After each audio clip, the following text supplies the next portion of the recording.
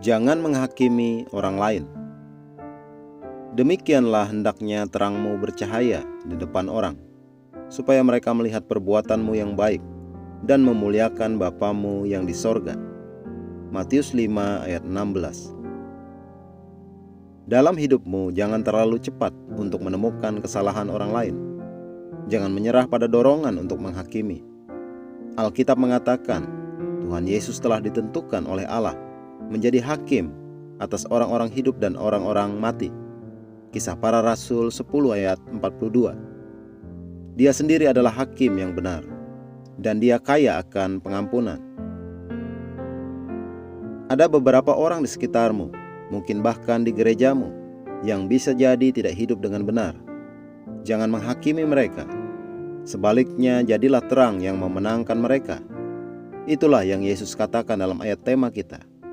Demikianlah hendaknya terangmu bercahaya di depan orang, supaya mereka melihat perbuatanmu yang baik dan memuliakan Bapamu yang di sorga.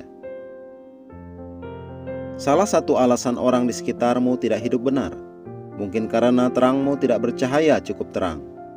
Ketika seorang Kristen menghakimi orang Kristen lain mengenai cara hidup mereka, dia mungkin berpikir dia lebih rohani, padahal sebenarnya itu adalah ekspresi kedagingan. Jangan mencoreng siapapun karena kesalahan mereka. Yesus juga membayar harga untuk kesalahan mereka. Dia bertanggung jawab atas semua kesalahan kita. Dia punya hak untuk menghakimi kita, tetapi dia tidak menghakimi kita. Alkitab berkata, demikianlah sekarang tidak ada penghukuman bagi mereka yang ada di dalam Kristus Yesus. Roma 8 ayat 1. Orang yang berpikiran kedagingan hanya melihat yang salah pada orang lain.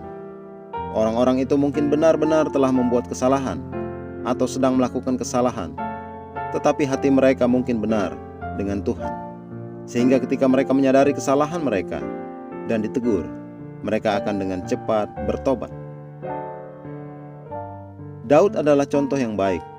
Dia melakukan sesuatu yang salah, tetapi dia benar-benar bertobat, meminta dan menerima pengampunan Tuhan. Baca 2 Samuel 12 ayat 1-13. Tetapi tidak demikian halnya dengan Saul. Ketika Saul ditegur untuk kesalahan yang dia lakukan, dia membela dirinya sendiri, dan Tuhan marah kepadanya. Baca 1 Samuel 15. Gereja bukan untuk orang-orang sempurna, tetapi untuk menyempurnakan orang-orang. Datanglah sebagaimana adanya engkau, dan firman Tuhan akan membersihkanmu. Firman akan menyempurnakanmu. Karunia-karunia pelayanan yang tercantum dalam Efesus 4 ayat 11-12 adalah untuk memperlengkapi orang-orang kudus bagi pekerjaan pelayanan dan pembangunan tubuh Kristus.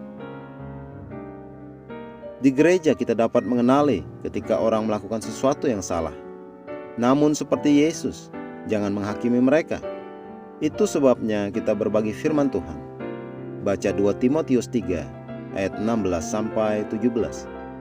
Firman Allah memiliki kemampuan untuk memperbaiki setiap orang dan membantu mereka meluruskan langkah-langkah mereka. Maka bagikanlah firman Tuhan, jangan menghakimi orang lain. Mari kita mengucapkan pengakuan. Kasih Allah telah dicurahkan di dalam hatiku oleh Roh Kudus, yang olehnya memampukanku untuk berhubungan dengan semua orang di sekitarku dengan kebaikan, kasih sayang, dan kasih karunia. Aku melihat yang terbaik pada orang-orang, dan oleh Roh aku dapat berdampak pada mereka dengan kasih karunia dan kemuliaan Kristus. Terangku bersinar begitu terang dan menarik orang-orang kepada kebenaran Allah yang diungkapkan di dalam dan melalui aku. Dalam nama Yesus, amin.